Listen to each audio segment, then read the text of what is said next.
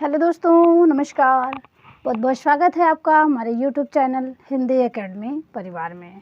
कैसे हैं आप सब? आशा करती हूँ अच्छे होंगे, स्वस्थ होंगे और खूब मन लगा करके पढ़ाई कर रहे होंगे, खूब रिवीजन कर रहे होंगे, खूब प्रैक्टिस लगा रहे होंगे। जहाँ पे आपका वीक पॉइंट है उस पर आप मेहनत कर रहे होंगे। तो ये अच्छा है दोस्तों, आप अपनी तैयारी में कोई भी कमी ना बरतिए। इस बार ये सोच के पढ़िए कि हमको एक सीट लेना है, ठीक है? तो जो भी भाई बहन चैनल पे पहली बार हैं वे चैनल को सब्सक्राइब कर लें, बेल आइकन प्रेस कर लें, जिससे हमारे वीडियोज़ की हर नोटिफिकेशन मिल जाया करे। और दोस्तों क्लास को खूब शेयर किया करिए, जिससे और भी भाई बहन हमसे जुड़ पाएँ, यहाँ से प्रैक्टिस लगा पाएँ, अपनी तैयारी को आँक पाएँ, ठीक है? आज की जो मेरी क्लास है वो हिंदी साहित्य व व्याकरण पे है, ठीक है? हमने टीजीटी पीजीटी के लिए परीक्षा में जो प्रश्न आते हैं मैंने वैसे प्रश्न भी आज रखे हुए हैं यहाँ पे। तो देखिए, पहला प्रश्न है, श्रृंगार रस में आकंठ डूबे अपने आश्रयदाताओं की वीरता का बखान करने वाले कवियों में प्रमुख कवि वर्ग था। एक बार फिर सुनेंगे। श्रृंगार रस में आकंठ डूबे अपने आश्रयदाताओं की वीरता का बखान करने वाले कवियों में प्रमुख कवि वर्ग था। ऑप्शन ए है चारण कवि, ऑप्शन बी है अष्टछापी कवि, ऑप्शन सी है दोनों, ऑप्शन डी है इनमें से कोई नहीं। तो दोस्तों, जो भी भाई बहन चैनल पे पहली बार हैं, मेरे साथ जब भी पेपर सॉल्व करने बैठे कॉपी पेन लेके बैठे, ठीक है? जो उन्हें यहाँ मैं बताऊँ ना आए तो वे उनको नोट करते चलें, इससे उनकी तैयारी और अच्छी होगी, ठीक है? तो देखिए, आदिकाल में जो चारण कवि होते थे वे अपने आश्रयदाताओं की खूब चढ़ा बढ़ा की प्रशंसा करते थे। तो यहाँ पे प्रश्न यही है, श्रृंगार रस में डूबे अपने आश्रयदाताओं की वीरता का बखान करने वाले वो प्रमुख कवि वर्ग क्या था? वो चारण वर्ग था, ठीक है? चारण कवियों का वर्ग था। अष्टछापी कवि, ये आप लोग जानते होंगे। अष्टछाप कवि, अष्टछाप के स्थापना विट्ठलनाथ ने 1565 ईस्वी में की थी, जिनमें 8 कवि जिन्हें अष्टछापी कवि कहा गया है, तो उसमें 4 कवि जो थे वो वल्लभाचार्य के थे शिष्य, और जो 4 कवि थे वे विट्ठलनाथ के शिष्य थे, जिनमें वल्लभाचार्य के 4 शिष्य थे जो कुंभन दास थे, शूरदास थे और परमानंद दास थे और कृष्णदास थे, ठीक है? कुंभ, शूर, परम कृष्ण से आप याद रख सकते हैं, आपको कभी नहीं भूलेगा। ये पूछा भी जाता है कि अष्टछापी कवियों में वल्लभाचार्य के शिष्यों में कौन कौन से थे, या फिर 3 ऑप्शन में देता है, एक नहीं देता है, जो कि विट्ठलनाथ के शिष्य को देगा। तो प्रश्न बनेगा कि निम्न में विट्ठलनाथ के शिष्य हैं, या फिर निम्न में कौन से शिष्य वल्लभाचार्य के नहीं हैं, ऐसे बनेगा। तो आप याद रखिए, कुंभ, शूर, परम कृष्ण, कुंभन दास, शूरदास, परमानंद दास और कृष्णदास, ये वल्लभाचार्य के शिष्य हैं। और बाकी जो 4 बचे विट्ठलनाथ के शिष्य, तो विट्ठलनाथ के शिष्य में आपके छेद स्वामी, चतुर्भुज स्वामी, छेद स्वामी, चतुर्भुज दास और एक नंददास और एक गोविंद स्वामी, ठीक है? तो आप ध्यान रखेंगे। और दोनों में वल्लभाचार्य के शिष्यों में आपके जो शूरदास हैं वो महत्वपूर्ण स्थान रखते हैं, और विट्ठलनाथ के शिष्यों में नंददास। तो ये आप जानते रहें। तो राइट आंसर हो जाएगा ऑप्शन ए। प्रश्न 2 देखते हैं, अपभ्रंश के सर्वप्रधान बड़े कवि कौन हैं? देखिए, इस प्रश्न में 3 प्रश्न हैं। अपभ्रंश के सर्वप्रथम कवि, अपभ्रंश के सर्वप्रधान कवि, अपभ्रंश के प्रथम कवि, अपभ्रंश के बड़े कवि कौन हैं? स्वयंभू, राम सिंह, पुष्पदंत, धनपाल।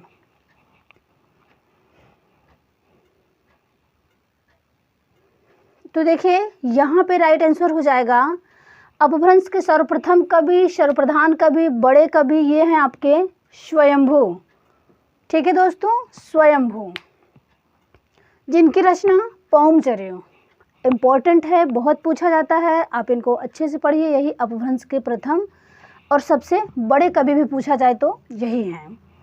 और इनकी जो रचना है पौमचर्यु है, उसमें 5 कांड है, राम कथा का वर्णन है। ठीक है, तो आप ध्यान रखेंगे। और राम सिंह की बात करूं तो इनकी रचना जो है वो भी खूब पूछी जाती है, पाहुड़ दोहा।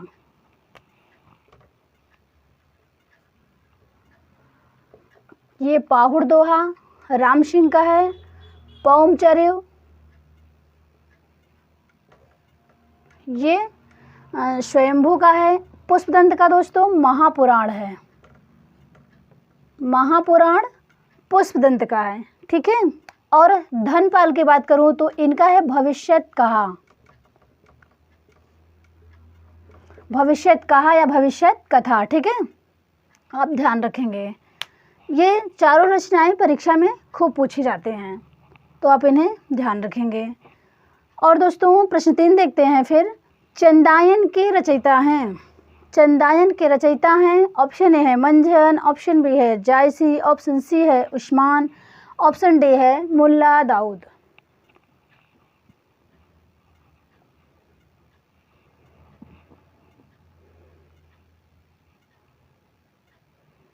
चंदायन के विषय में एक तथ्य और मिलता है, खूब पूछा जाता है कि चंदायन को किसने लूर कथा या लूर कहा कहा है। तो आप नोट करेंगे, माता प्रसाद गुप्त जी ने चंदायन को लूर कथा या लूर कहा है। ठीक है, माता प्रसाद गुप्त। एक बार फिर सुनेंगे, माता प्रसाद गुप्त ने चंदायन को लूर कथा या लूर कहा है। ठीक है, और दोस्तों चंदायन के जो राइट आंसर हैं वो हैं आपके मुल्ला दाऊद। ठीक है, मुल्ला दाऊद। मंझन की बात करूं तो जो इनकी रचना है मधुमालती, आप नोट करेंगे, मंझन की रचना मधुमालती है, 1545 में लिखी गई है और ये खूब पूछा जाता है। और जायसी की बात करूं तो जायसी ने पद्मावत लिखा है, और पद्मावत कब लिखा गया है? 1540 में। समय भी पूछा जाता है। उस्मान की बात करूं तो उस्मान ने चित्रावली लिखा है। ठीक है, चित्रावली 1613 ईस्वी में। चित्रावली रचना जो है 1613 में उस्मान ने लिखा है चित्रावली। और जायसी का है पद्मावत और मंझन का है मधुमालती।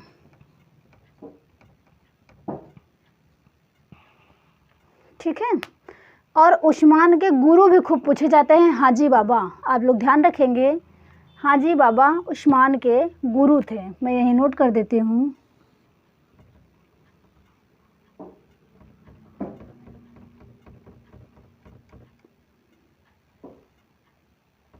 हाजी बाबा।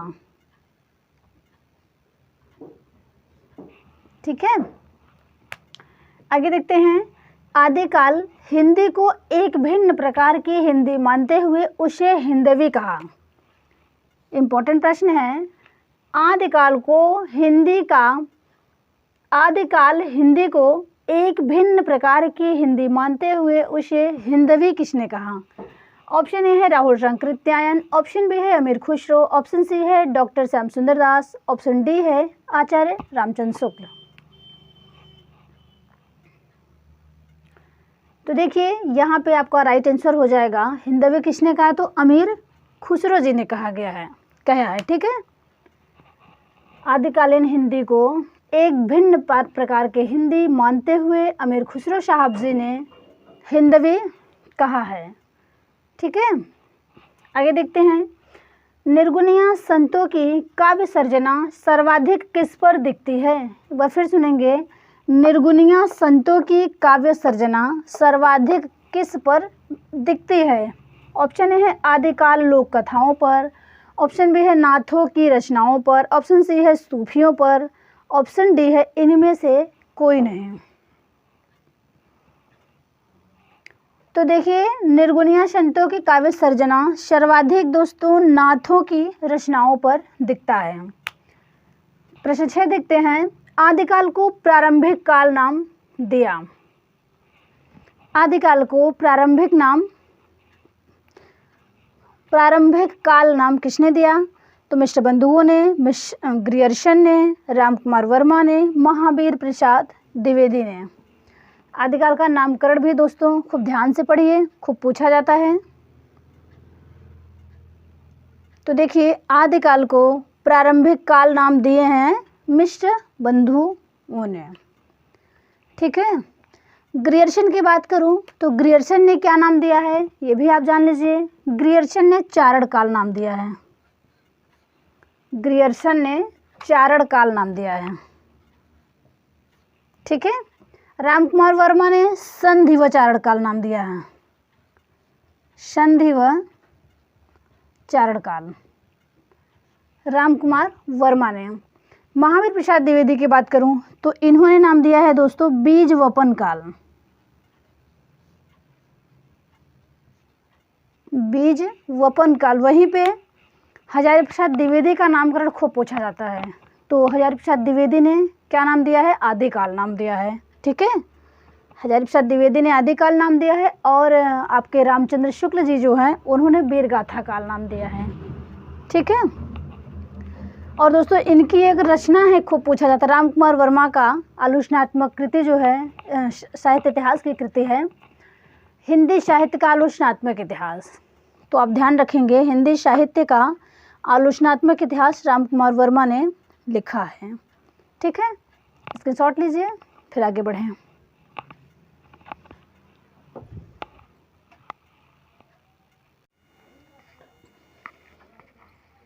चलिए आगे देखते हैं।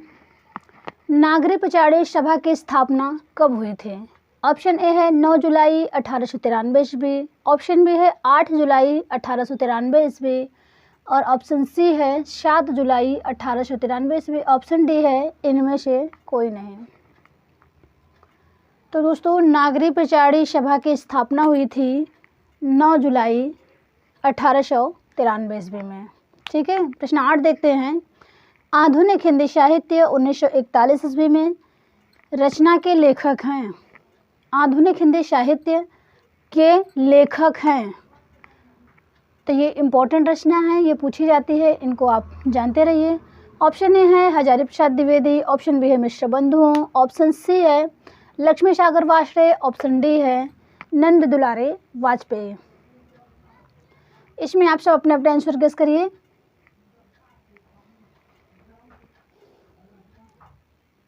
दोस्तों वीडियो को खूब शेयर किया करिए जिससे और भी भाई बहन हमसे जुड़ पाएँ और यहाँ से प्रैक्टिस करके अपनी तैयारी को और भी मजबूत बनाएं। और प्रश्न कैसे हैं इस पे आप सब अपनी प्रतिक्रिया ज़रूर दिया करिए, अपनी राय दिया करिए। ठीक है। और वीडियो पसंद आया करे तो वीडियो को लाइक किया करिए।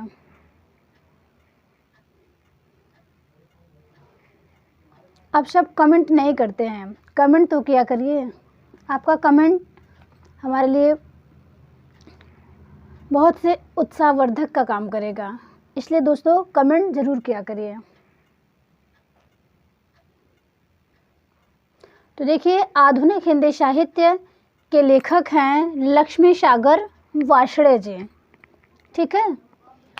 और दोस्तों हजारी प्रसाद द्विवेदी ने भी 3 रचनाएं लिखा है साहित्य इतिहास संबंधी और बहुत पूछी जाती हैं। वे रचना जो हैं हिंदी साहित्य की भूमिका है और हिंदी साहित्य का उद्गम और विकास है और एक है हिंदी साहित्य का आदिकाल। ये तीनों रचनाएं इनके खूब पूछी जाते हैं, तो आप इनको ध्यान रखें। और मिश्र बंधु की रचना आप जानते होंगे, मिश्र बंधु विनोद है और एक नंद दुलारे वाजपेयी जी जो हैं उनके भी एक रचना खूब पूछी जाती है, देखेंगे बार बार रिपीट हुआ है, हिंदी साहित्य 20वीं शताब्दी। तो इसको आप नोट करिएगा, हिंदी साहित्य 20वीं शताब्दी।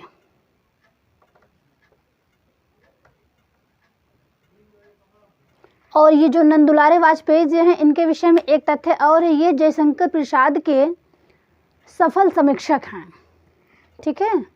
जयशंकर प्रसाद के नाटकों के ये समीक्षक हैं।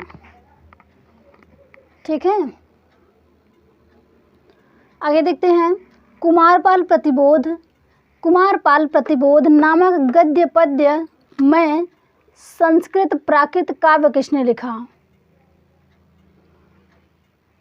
यह रचना है कुमारपाल प्रतिबोध, जो कि गद्य पद्य में संस्कृत भाषा में है, संस्कृत प्राकृत काव्य है। और वो किसने लिखा है? ऑप्शन ए है सोमप्रभु शूर ने, ऑप्शन बी है मेरुतुंग ने, ऑप्शन सी है श्रीधर ने और ऑप्शन डी है हेमचंद ने।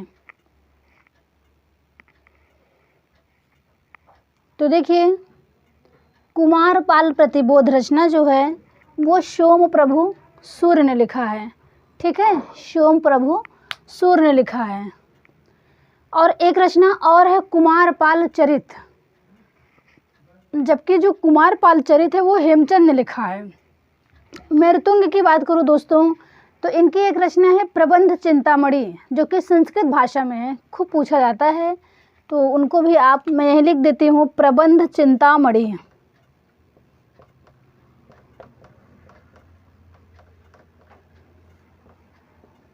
ये संस्कृत भाषा में है और ये किसका है? तो मेरुतुंग का है।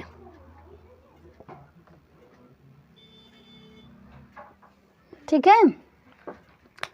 और श्रीधर की बात करूं दोस्तों, तो इनकी रचना है रणमल छंद, रणमल छंद। रणमल छंद श्रीधर ने लिखा है। और हेमचंद का शब्दानुशासन है, शब्दानुशासन देशी नाम माला। ठीक है, हेमचंद का अब ध्यान रखेंगे। प्रश्न 10 देखते हैं। विद्यापति की कौन सी रचना संपादित होकर अभी तक प्रकाशित नहीं हुई? ऑप्शन ए है कीर्तिलता, ऑप्शन बी है कीर्ति पताका, ऑप्शन सी है पदावली, ऑप्शन डी है इनमें से कोई नहीं। तो देखिए, इनकी जो रचना, ये तीनों प्रसिद्ध रचना है, और भी इनकी रचनाएं हैं, लेकिन उनमें ये प्रसिद्ध रचनाएं हैं उनमें। तो देखिए, ये जो कीर्तिलता है, इनके तथ्य में आप समझिए। पहले कीर्तिलता को इन्होंने कहाड़ी कहा है, विद्यापति जी ने। ठीक है, कीर्तिलता रचना को कहाड़ी कहा है और कीर्तिलता रचना को वृंग वृंगी संवाद में भी लिखा गया है। ठीक है, आपसे प्रश्न पूछेगा कि वृंग वृंगी संवाद किस रचना में वर्णित है? कीर्तिलता में है, और कीर्तिलता में जौनपुर जिले का वर्णन है, ये भी आप जानते रहे। और वो कौन सी रचना है जो अभी तक प्रकाशित नहीं हुई है? वो कीर्ति पताका है। विद्यापति की कीर्ति पताका रचना संपादित होकर भी अभी तक ये प्रकाशित नहीं हुई है।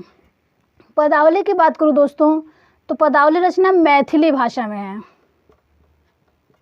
ठीक है, इसी रचना के आधार पर विद्यापति को मैथिल कोकिल भी कहा जाता है। ठीक है, आगे देखते हैं। प्रश्न 11। इनमें लहर का पर्यायवाची शब्द नहीं है। पहले आप नहीं शब्द को ध्यान देंगे। लहर का पर्यायवाची कौन सा शब्द नहीं है? तो वीच है, दुकूल है, हिलोर है, तरंग है। तो राइट आंसर हो जाएगा आपका ऑप्शन बी, जो दुकूल है। दुकूल लहर का पर्यायवाची नहीं है। बीच, हिलोर, तरंग, उर्मी भी होता है, उर्मी। ठीक है, प्रश्न 12 देखते हैं। व्याकरण की दृष्टि से कौन सा शब्द विशेषण नहीं है? व्याकरण की दृष्टि से कौन सा शब्द विशेषण नहीं है? ऑप्शन ए है भयभीत, ऑप्शन बी है निर्भीक, ऑप्शन सी है भय, ऑप्शन डी है भीरु। तो आपका राइट आंसर हो जाएगा भय। ठीक है, ये विशेषण नहीं है, ये विशेष्य है। ठीक ना, भय शब्द विशेष है और बाकी भीरु, निर्भीक, भयभीत ये सब आपके विशेषण हैं।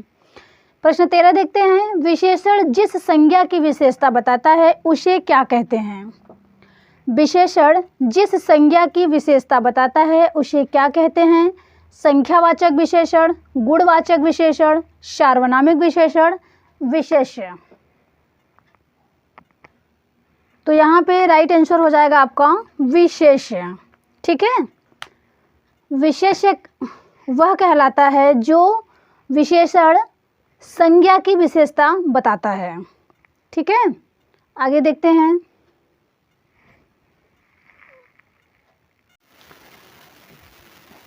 आगे देखते हैं, निम्न में शुद्ध वर्तनी है। जिजीविषा, प्रतिछाया, कौतूहल, सुषमा। तो आप शुद्ध वर्तनी का चयन करें इन विकल्पों में। तो देखिए, शुद्ध वर्तनी हो जाएगा आपका ऑप्शन ए, जिजीविषा जो है ये आपका शुद्ध है। प्रतिछाया का शुद्ध क्या होगा? प्रतिछाया। ठीक है, प्रतिछाया का शुद्ध वर्तनी होगा प्रतिछाया। कौतूहल का क्या हो जाएगा? कौतूहल, कौतूहल। और सुषमा का शुद्ध वर्तनी हो जाएगा सुषमा। ठीक है, सुषमा। प्रश्न 15 देखते हैं। हिंदी के स्पर्श व्यंजन के पांचों वर्गों के दूसरे और चौथे वर्ण होते हैं। ऑप्शन ए है अल्प प्राण व्यंजन, ऑप्शन बी है महाप्राण व्यंजन, ऑप्शन सी है घोष व्यंजन, ऑप्शन डी है अघोष व्यंजन। तो इनमें आप सब अपने अपने आंसर लगाइए। तो सबसे पहले आप जानिए हिंदी के स्पर्श व्यंजन। हिंदी में कितने स्पर्श व्यंजन होते हैं? 25 होते हैं। ठीक है, 25 स्पर्श व्यंजन होते हैं। और ये इन स्पर्श व्यंजन के पांचों वर्गों के दूसरे और चौथे वर्ण की बात करें तो वो होता है आपका महाप्राण। ठीक है, और इन स्पर्श व्यंजन को वर्गीय व्यंजन भी कहते हैं। एक वर्ग में 5 व्यंजन आते हैं, क, ख, ग, घ, अंग। क वर्ग में 5 वर्ड आते हैं।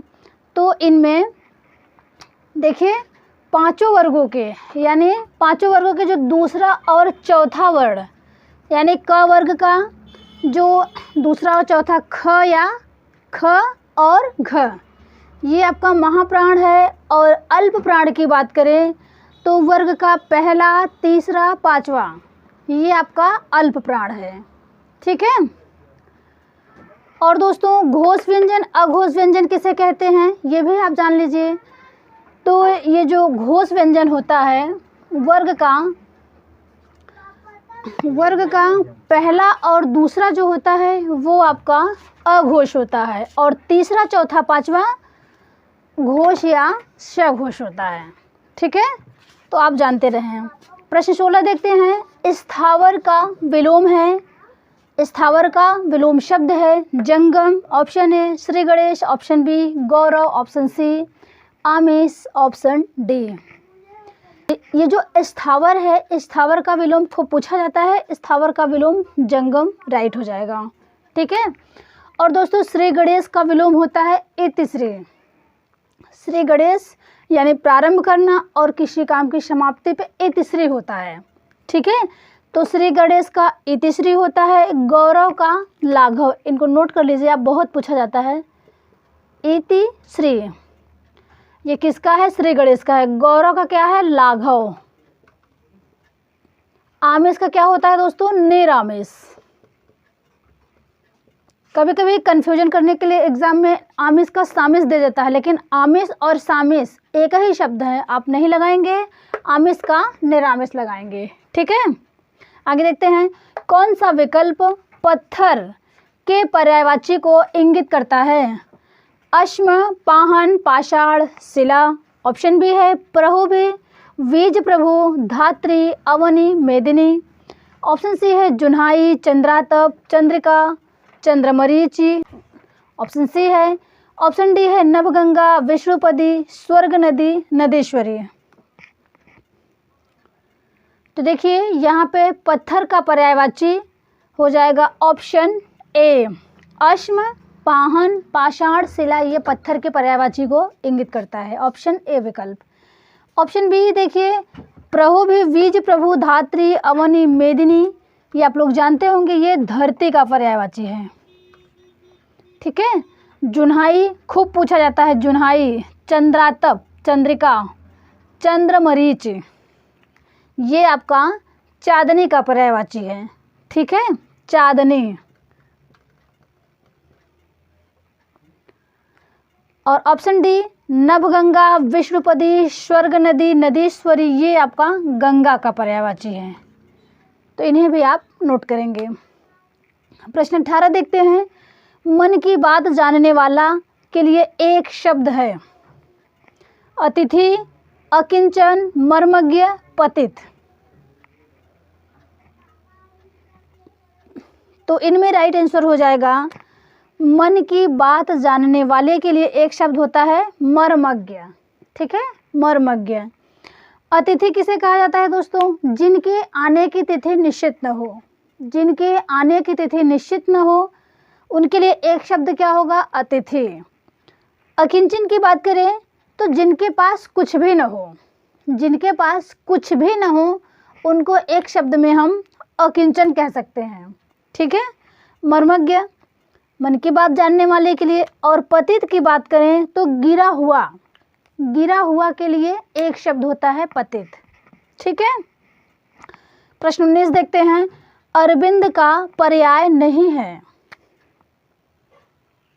अरविंद का पर्यायवाची नहीं है, तो यहाँ है आपका मिलिंद, पंकज, जलज, अंबुज।